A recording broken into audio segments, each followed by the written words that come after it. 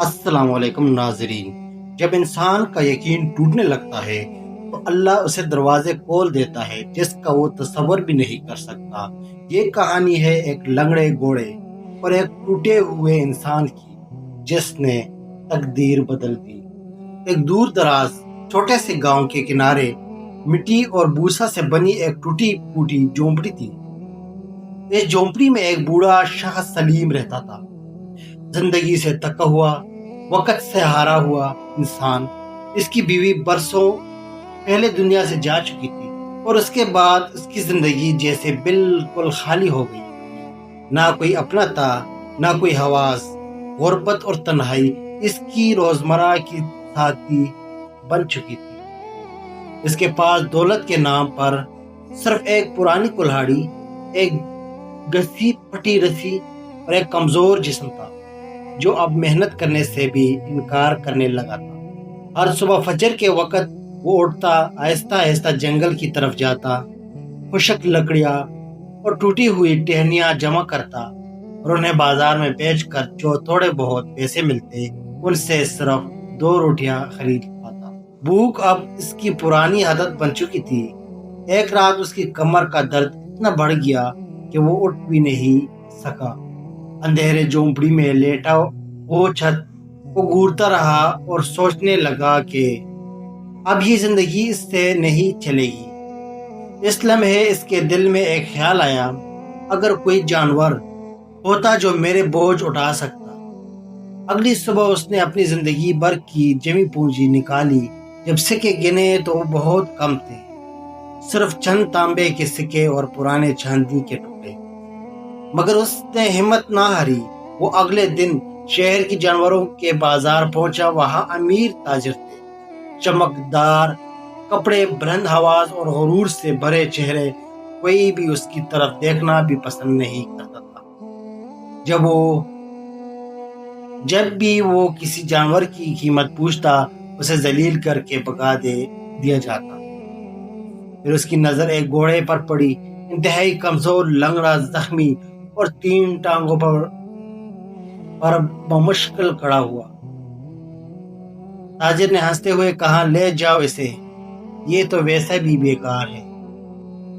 سلیم نے بغیر سوچے سمجھے اپنی ساری جمع پونجی دے کر وہ گھوڑا خرید لیا۔ لوگ اس پہ ہنسنے لگے کہ اس نے ایک چلتی پھرتی لاش خرید لی، مگر سلیم خاموش رہا۔ وہ گھوڑے کو لے کر واپس چل پڑا۔ راستے میں ایک چور آیا جہاں 2 راستے تھے، ایک سیدھا گاؤں کو جاتا تھا اور دوسرا ویران، خطرناک اور سنسان راستہ۔ سلیم نے سیدھا راستہ لیا، مگر گھوڑا اچانک رک گیا۔ اس نے ضد کی اور لنگڑتا ہوا اس ویران راستے کی طرف چل پڑا۔ سلیم حیران تھا، مگر آخرکار اس نے اللہ پر بھروسہ کرتے ہوئے اس کے پیچھے چلنے کا فیصلہ کیا۔ راستہ بہت مشکل تھا، کانٹے دار جھاڑیاں، پتھریلی زمین اور بڑھتا ہوا اندھیرا۔ اچانک سلیم پھسل کر گر پڑا اور اس کی ٹانگ زخمی ہو گئی۔ وہ درد سے کہرا اٹھا، مگر گھوڑا واپس آیا اور اس کے پاس کھڑا ہو گیا جیسے اسے چھوڑنا نہ چاہتا ہو۔ پھر آگے ایک بڑا چٹان آئے جہاں راستہ بند لگ رہا تھا، لیکن گھوڑا ایک طرف گیا اور جھاڑیوں کو ہٹانے لگا۔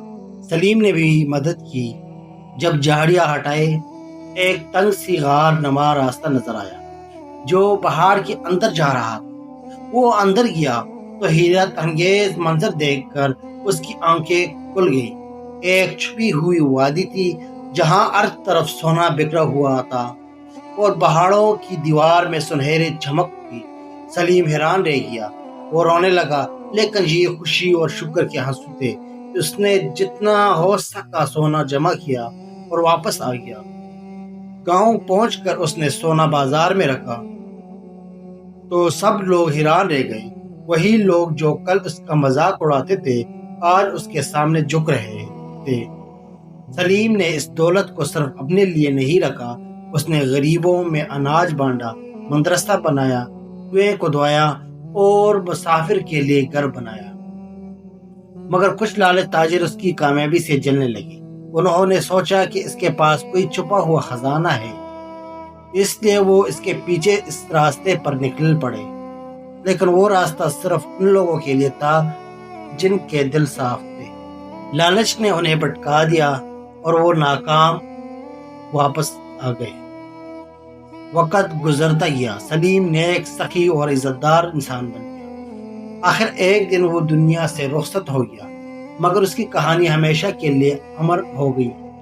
آج بھی لوگ اس گاؤں میں اس شخص کی کہانی سناتے ہیں جس نے ایک لنگڑا گھوڑا خریدا اور اپنی تقدیر بدل دی۔